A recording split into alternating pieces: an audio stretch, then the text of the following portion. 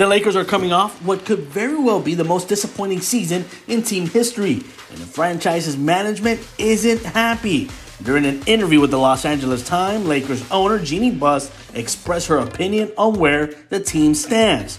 "I'm growing impatient. Just because we had the fourth largest payroll in the league, when you spend that kind of money on a luxury tax, you expect to go deep in the playoffs," Buss told the LA Times. So yeah, it was gut-wrenching for me to go out on a limb like that and not get the results that we were looking for. I'm not happy. I'm not satisfied.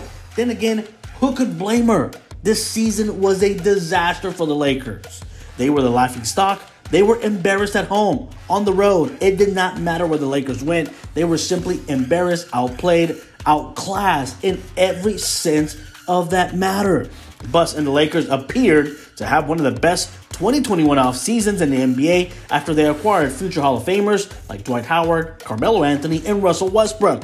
The only problem was Howard and Anthony were far past their prime, and Westbrook did not play like the 9-time All-Star that he is. He was a train wreck. Carmelo would only score at home, and on defense, he was a liability. Meanwhile, Dwight Howard was a shell of what he once was with the Orlando Magic during his Defensive Player of the Year era. The main reason the Lakers had to pay that much luxury tax is they decided to trade for Russell Westbrook in his $45 million Supermax salary contract, with LeBron James and Anthony Davis already occupying maximum salaries of their own. Those three players alone essentially put the organization over the luxury tax threshold that forced the Lakers to fill out the rest of the roster with basically minimum players and didn't allow them to keep a key piece of their 2020 championship team in Alex Caruso.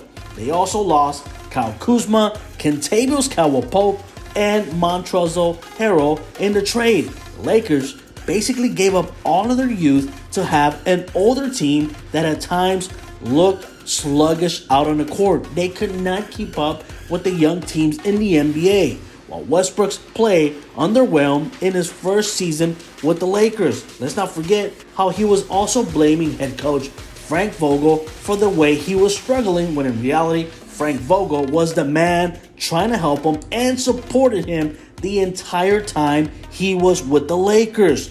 The team ended up being a massive failure in the Western Conference that did not make the play-in game. Los Angeles was considered to be a favorite to win the NBA title before the season started, but instead finished 33-49 en route to miss the NBA playoffs. The Lakers struggled with injuries and were especially vulnerable on defense. It got so bad that Buss said she even left her seat at games more than once out of frustration.